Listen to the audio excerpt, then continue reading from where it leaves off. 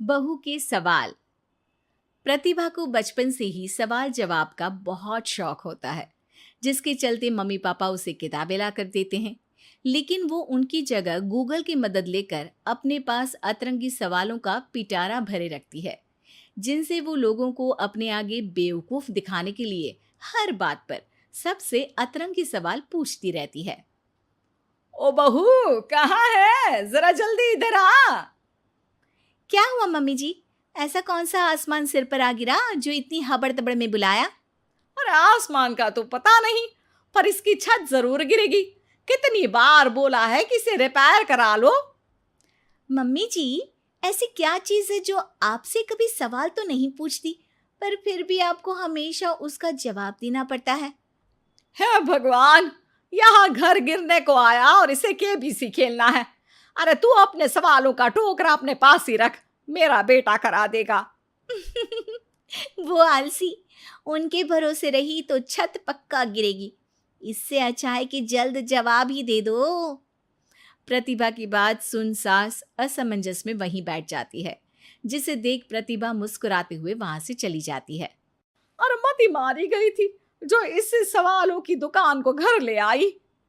क्या हुआ माँ, इतनी परेशान क्यों बैठी हो? अरे हाँ हाँ, आजा, सब तेरी वजह से तो हुआ है। पूरी दुनिया में तुझे कोई दूसरी लड़की नहीं मिली थी शादी करने के लिए, जो इस सवाल बवाल को मेरे सिर पर ला बिठा दिया। अब क्या सवाल पूछ लिया प्रतिभा ने? इस पर सास अभय को प्रतिभा का सवाल बताती है, जिसे सुनकर अभय जोर जोर से हंसने लगता है।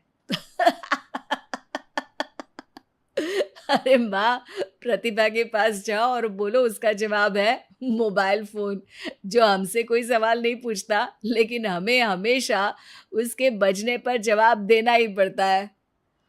ओ हाँ हाँ, चल अब दफा हो, आलसी कहीं का। इस पर अभय के वहां से जाते ही सास प्रतिभा के पास जाकर उसे जवाब दे देती है, जिसे सुन प्रतिभा हैरान रह जाती है, लेकिन अपनी बात के चलते छत की रिपेयरिंग का काम करा देती है।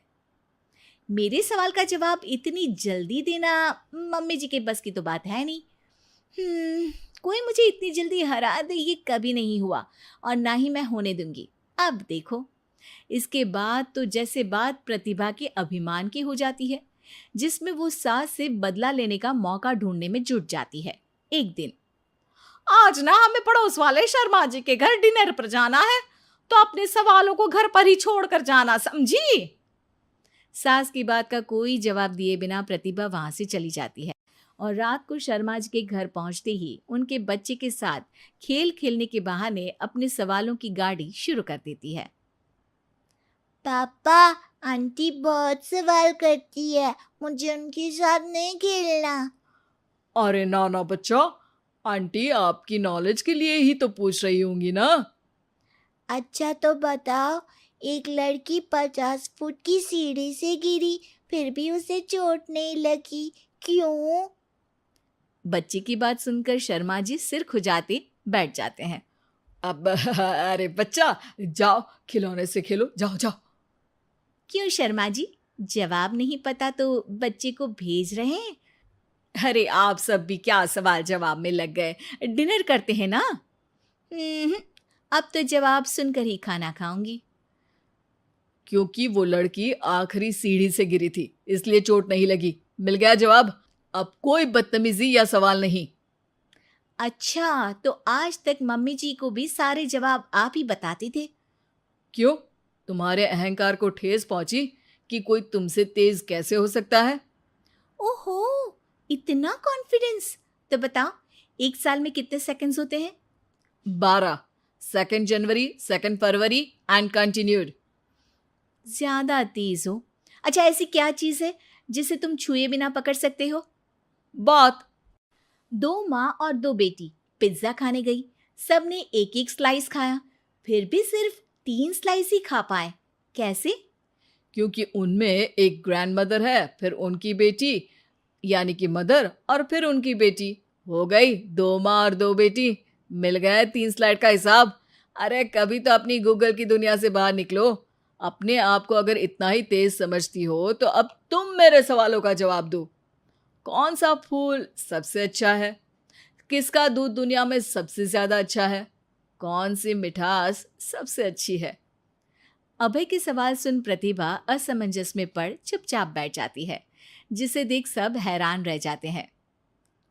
प्रतिभा के पास सवाल का जवाब नहीं, ये चमत्कार कैसे हो गया? अरे कभी गूगल छोड़कर ढंग की किताबें पढ़ी होती तो पता होता। इसी तरह कुछ दिन बीत जाते हैं, जिसमें अभय का जवाब ना दे पाने की वजह से प्रतिभा सवाल पूछना बंद कर देती है, लेकिन साथ ही सुकून से रह भी नहीं पाती, जिसे देखकर एक शाम अभय प्रतिभा को कहता है। देखो, मेरा तुम्हें हर्ट करने का कोई मोटिव नहीं था, बस समझाना था कि अगर तुम्हारे पास कोई टैलेंट है तो उससे लोगों को नीचा दिखाने की जगह उन्हें सीखने में या मदद करने में इस्तेमाल करो। ज्ञान नहीं, जवाब दो। सबसे अच्छा फूल कॉटन का है, क्योंकि उससे हमें कपड़े पहनने को मिलते हैं। सबसे अच्छा दूध माँ का है, क्योंकि उसकी वजह से एक बच्चा स्वस्थ और तंदुरुस्त रहता है। और सबसे अच्छी मिठास तुम्हारी ज़ुबान में होती है। अगर ज़ुबान से अच्छा बोलोगे तभी तो लोगों से जुड़ पाओगे, उनके मन और जीवन में घर कर पाओगे। अभी भी ज्ञान ही दिया, लेकिन ऐसा जो मेरे पास नहीं था। सॉरी, मुझे कभी समझ में ही नहीं आया कि मैं कितना गलत कर रही हूँ, और ना ही किसी ने समझाया। पर अब वादा करती हूँ, गूगल से ज़्यादा किताबों में समय लगाऊंगी, और जो भी सीखूंगी उससे शो ऑफ नहीं करूंगी, लोगों की हेल्प करूंगी।